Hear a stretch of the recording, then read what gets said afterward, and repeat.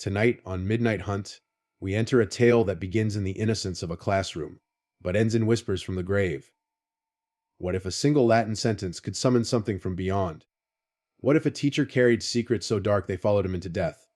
Stay with me, because once you hear this story, you'll never look at an old coin or a shadow at midnight the same way again. Tonight, we dive into a school story, a tale of strange Latin sentences, ghostly visitations, and a teacher who vanished without a trace. Two men, John and Edgar, were having dinner together one night when a conversation started on the subject of school days. One of them, John, told the following strange story. When I went to the school in September of 1870, I immediately became friendly with a Scottish boy called MacLeod. It was a large school, and the teachers changed quite often. One term a new teacher named Samson came to teach at the school.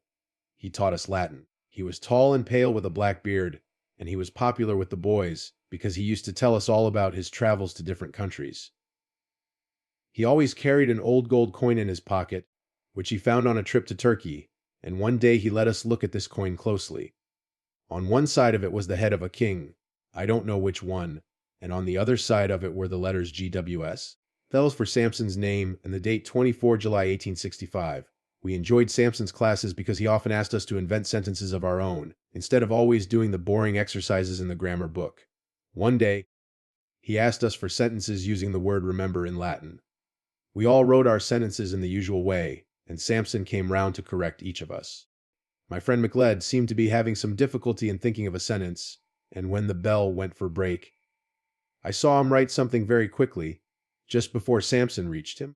So MacLeod's sentence was the last one that Samson corrected that day. I waited outside the classroom for what seemed a long time before my friend at last came out. I guessed that he was in trouble for making a mistake. When he did come out, he was looking thoughtful. What happened? Was old Samson angry? I asked. No, my sentence was all right, I think.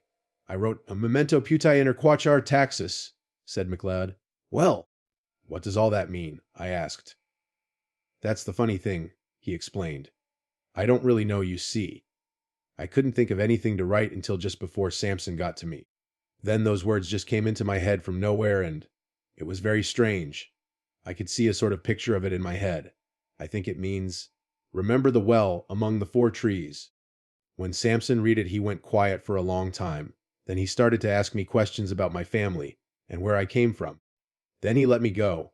We soon forgot about the lesson and MacLeod's strange sentence, because the next day MacLeod became ill with a cold, and he didn't come to school for a week. Nothing happened for about a month, until one day when we were, again, writing Latin sentences for Samson. This time we had to write them on pieces of paper and give them to him for correction. He started looking through them, but when he got to one piece of paper, he turned white and cried out, looking very frightened. He got up and hurried out of the classroom, and we sat there for a long time, wondering what to do. Finally, I got up to have a look at the papers, and the first thing I noticed was that the top one was in red ink. Our school never allowed us to use red ink. It was against the rules.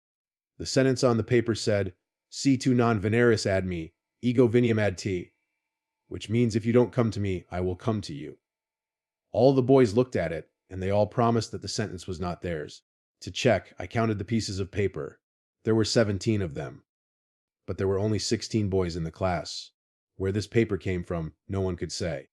I put it in my pocket, and it wasn't until that afternoon that I took it out again. It was completely white, with no sign of the red writing on it anywhere! I know it was the same piece of paper, because I could still see my finger marks on it. Anyway, Samson eventually came back at the end of that lesson and told us we could go.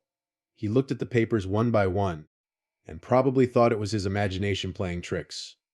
He looked pale and worried. The next day, Samson was in school again, and he seemed quite normal, but it was that night that the third strange thing happened. It was about midnight when I suddenly woke up. Somebody was shouting at me. It was MacLeod, who shared my room. He looked terrified. Quick, he said. I think a burglar is trying to get into Samson's room. I rushed to the window, but could see nothing. Somehow, though, I felt that something was wrong out there, and the two of us waited, watching closely. Tell me exactly what you saw or heard, I whispered.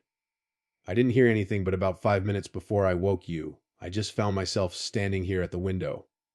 MacLeod whispered back, there was a terrible-looking man standing just outside Samson's window. He was very tall and very thin. He didn't really look like a living person at all, more like a ghost. He seemed to be making a sign to Samson to go with him. That's all I saw before I woke you up.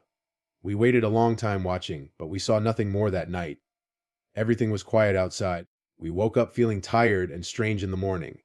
But during the day the news went round that no one could find Samson anywhere, and he didn't come for our Latin class that day. In fact, we never heard of or saw Samson again. Somehow MacLeod and I knew that we should keep quiet about what he had seen that night, and we never told anyone. "It's a good story, John," said Edgar, listening to his friend as he finished his wine, a very good one. "But now I really must be on my way home. I hope I don't meet any strange, thin men on the way." The two men laughed, shook hands, and went their different ways. It was about a year later that Edgar, the listener to John's story, traveled to Ireland to visit another friend who lived in an old country house there.